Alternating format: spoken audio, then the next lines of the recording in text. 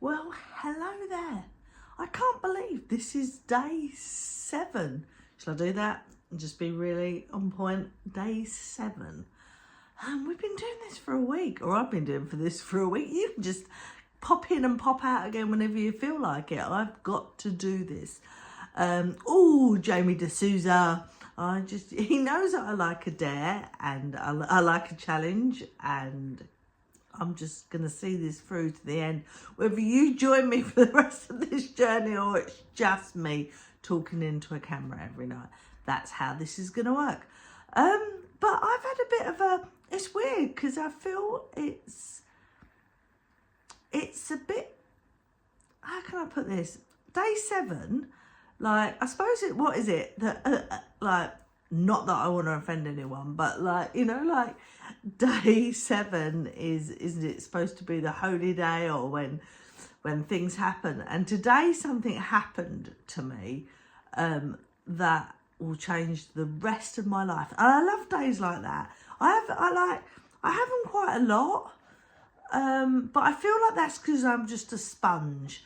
So, and I am very gullible as well. So I always try and make sure that this is life-changing fact and not just me being gullible to something.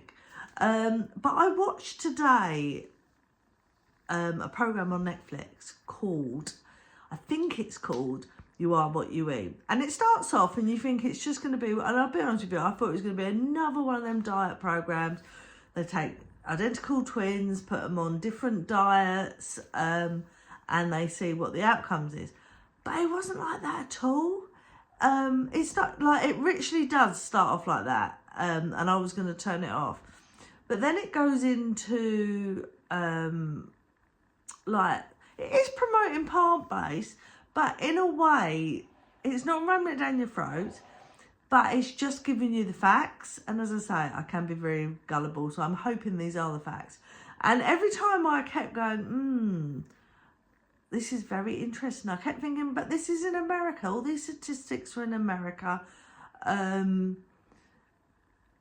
So I was sort of like not taking it with a pinch of salt, because that would be bad for me. Do you see what I did there? A pinch of pepper, that would be more healthy. No, but like a pinch of salt, because I was just like, I don't know, not that I thought they were making it up, but just the statistics were Americanized and not for Great Britain or anything. So, but in this great scheme of things, we're all one world, blah, blah, blah, blah, blah. Anyway, and that was fine until they came to London and they went into the salmon farms. No, please, if you work on a salmon farm and you think what they said on that programme was unjust, please contact me. I'll be really, really interested. Because I'd love to know if what they were saying was completely true, because it wasn't even that these farms were breeding infected fish, really. Basically, all the waste from the infected fish was going into the lakes and into the rivers and actually killing off the wild salmon. And it makes sense. Like, that's the thing. In my brain, it makes sense. So I'm really hoping, not for the salmon's sake, but I'm really hoping that the information that they're giving out is real, because it did really change me. And I've always been one of them people that said, we were born herbivores, like we need meat. And I'm actually not a very big meat eater. I probably have red meat probably once every 6 months. I'm like, and this is the thing, isn't it? We go, I haven't had a steak in ages, but I had a McDonald's breakfast the other morning. So there you go, I'm a liar. So this is what I'm saying about gullible and facts. Like, we can switch statistics to suit our purpose. So I am very aware of that. But a proper steak, I mean, if anyone who knows me, if I go out, I have seafood or prawn down sack, so prawns and seafood would be my go-to before But it went into all the seafood stuff. So, and to be honest, since Blackfish on, is it Blackfish? Black something on Netflix, that changed me, how I thought about that. But just, I don't understand even the economics of it. Even if you took out the global warming and the punishment to the animals and everything else that's involved, just the economics, if we go plant-based, then it's cheaper for people to eat better. That's what they're saying. And it's only a matter of time until the governments get on with it. And on the show, they had in Detroit that they had taken all the factories and the wasteland and building or making their own allotments, like community allotments. And I've always said that. I've always said that the money that we give out, to people in communities, if we had allotments and things like that, everybody would be working together. I know this is like a really idealistic plan, and I know lots of people go, that would never work in our community, Sharon.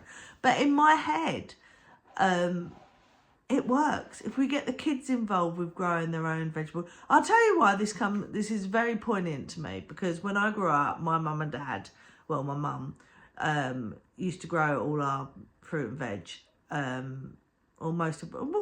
And she'd make her own bread.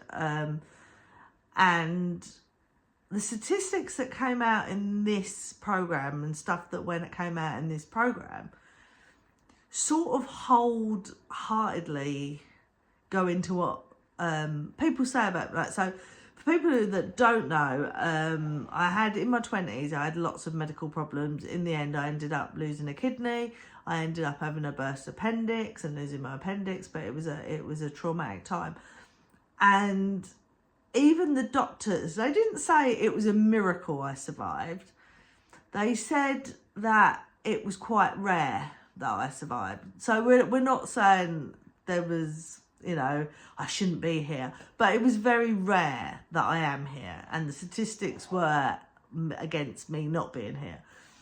And a lot of people said to me at the time, I wonder if it's because of your diet that you're healthy and you don't even know all that goodness has been put into you, and all them friendly bacteria and everything from eating fresh, and having no additives or preservatives.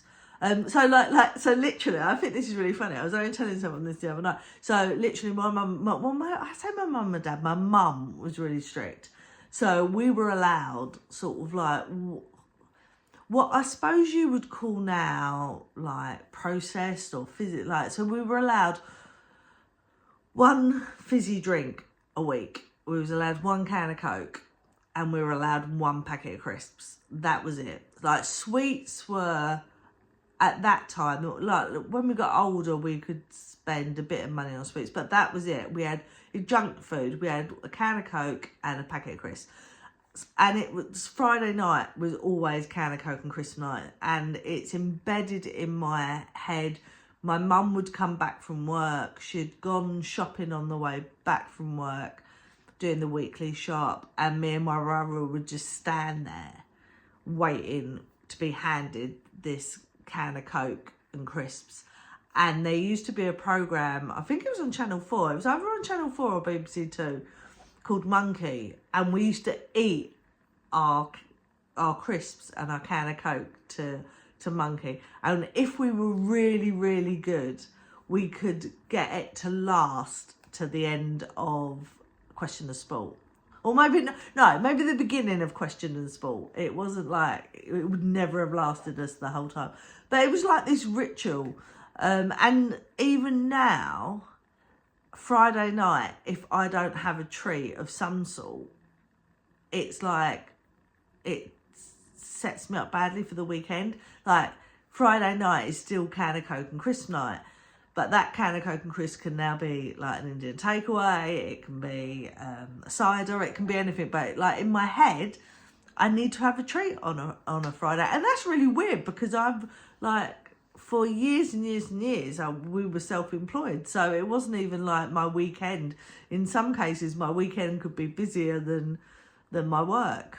The week at work. So yeah, but it's just in my psyche. So I'm not going to become vegan and I'm not going to become vegetarian. But what I will do is make a conscious effort to, if I go into a restaurant now, I will ask to see the vegan or the vegetarian menu as well. And if there's anything I fancy on there, then I will go for that. The same as if I'm in a restaurant now and I will go for the seafood and ask for the seafood. I feel that's the thing. We just have to. It just has to. Whereas now I wouldn't even look at the vegan and the vegetarian bit. I don't think I would even look at. But I'm going to be aware of it now, and I'm going to do No Meat Monday. Yeah, so it is. So today has been life-changing. Who knew? On day 7, I would find something that would change my life. And please watch it.